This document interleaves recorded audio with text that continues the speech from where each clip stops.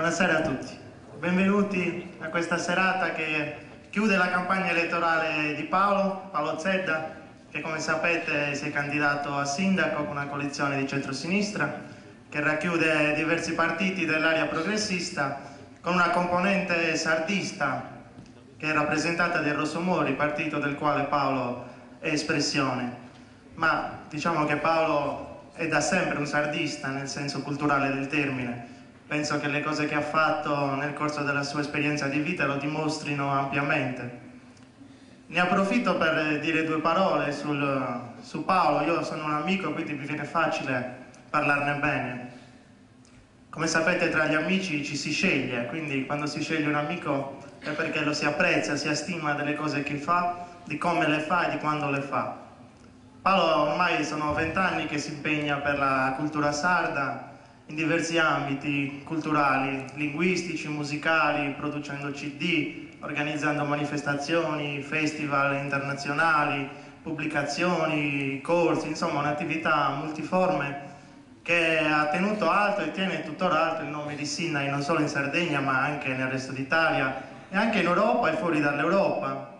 Pensate che l'anno scorso ha partecipato per 2 settimane a una serie di convegni e seminari all'Università Americana del Missouri per parlare di lingua, cultura sarda, poesia improvvisata, insomma le nostre cose, le ha portate in giro per il mondo e le ha portate bene.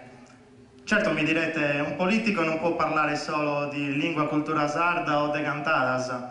Penso però che Paolo in questa campagna elettorale abbia dimostrato ampiamente di poter affrontare tutti i temi che possono riguardare la politica e l'amministrazione di una cittadina, da una politica sociale, culturale, urbana, urbanistica, ambientale, eccetera, eccetera. Molti sono suoi amici, siete seduti tra queste sedie e sapete che quello che dico non è soltanto il frutto di un'amicizia, ma ha veramente riscontro nella realtà e nelle cose che Paolo fa e dice da anni. Quindi se, come ci auguriamo, fra qualche giorno avremo un esito positivo in questa tornata elettorale, credo che potrà continuare a fare quelle cose che sta già facendo da anni e potrà farle bene per il bene di Sinai, della Sardegna e non solo.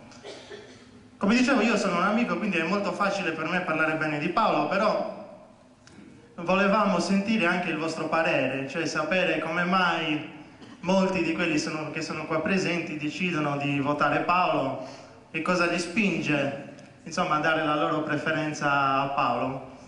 Quindi io so che ci sono delle persone che vorrebbero dire qualcosa, vorrebbero fare, tra virgolette, uno spottino su Paolo e dire perché hanno scelto questa candidatura e cosa si aspettano da un eventuale mandato di Paolo nel comune di Sinai.